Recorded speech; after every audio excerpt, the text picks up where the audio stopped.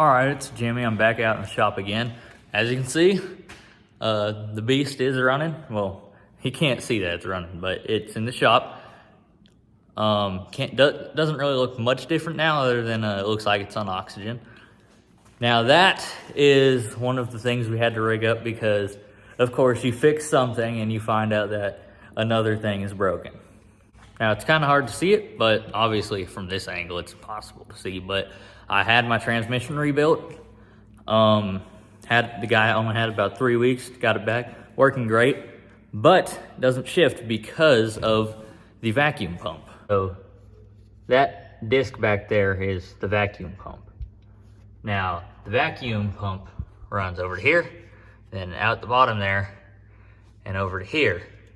Now this line right here that it connects to goes down into the transmission, and whenever it pulls the right pressure, that's when it tells the transmission when to shift. So if your vacuum pump's out, your transmission will not shift. That is what that line there is for. That connects up there, which is not the right size, so it's zip tied on because we couldn't find a small enough hose clamp. It's work in progress, all right? Don't make fun of me too much. And then didn't have enough of that size hose, so we've got connection right there. The tube goes there into this because we didn't have enough of this right size hose, so we had to, use that as a connector. And then in through the wing window and sitting right there on the dash. Whenever we're going down the road, whoever's in the passenger seat, whenever it starts getting up high and I want to shift, the passenger's got to start pumping. Also, as you may have noticed, I no longer have a dash. It's because it was ridiculously cracked and I pulled it. As you can see here, this is my dash. It's beyond repair. Honestly, it's completely destroyed. I don't know what I'm gonna do for a new one now. I'm thinking about just knocking down those areas where it comes up real high and throwing a carpet over it for now, just until I can acquire a new dash at a reasonable price. Now, one thing I noticed whenever I had the dash out was there's a hole for a speaker there, hole for a speaker there, but no speaker. And then right here, there's a speaker, and I don't think that's original. Now, I don't know if the original military CUCVs didn't have radios in them. This one does have a radio and obviously one speaker. The radio does not work. I don't know if the original CUCVs had radios or not.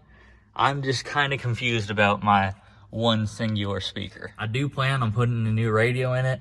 I don't know if I'm going to get a more modern one that doesn't have the knobs and I'd have to cut out that plastic panel there. I really don't want to do that, but it's a lot cheaper than getting the new Bluetooth capable ones that look like the retro ones that fit directly in there.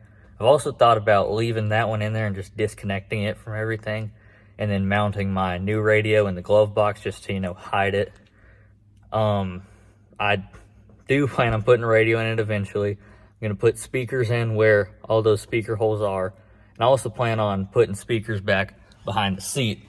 Let me show you. So as you can see back there's a pretty big empty area, and there's the same thing over on this side.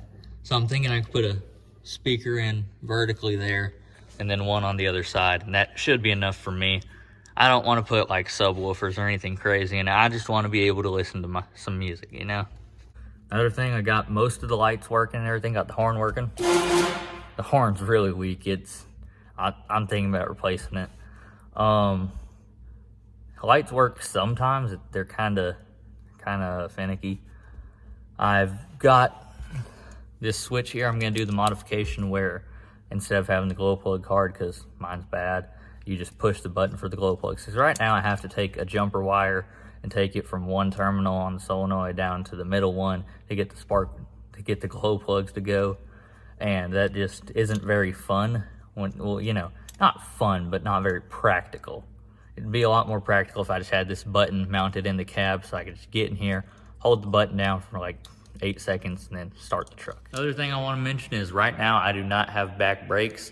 One of the lines that goes from the master cylinder to the back brakes has a hole rusted completely through it. So I filled up my brake cylinder, and then after I used my brakes about twice, it was empty again, and there was a puddle on the shop floor under it. So I've ordered the new lines, don't really know when they're gonna be in.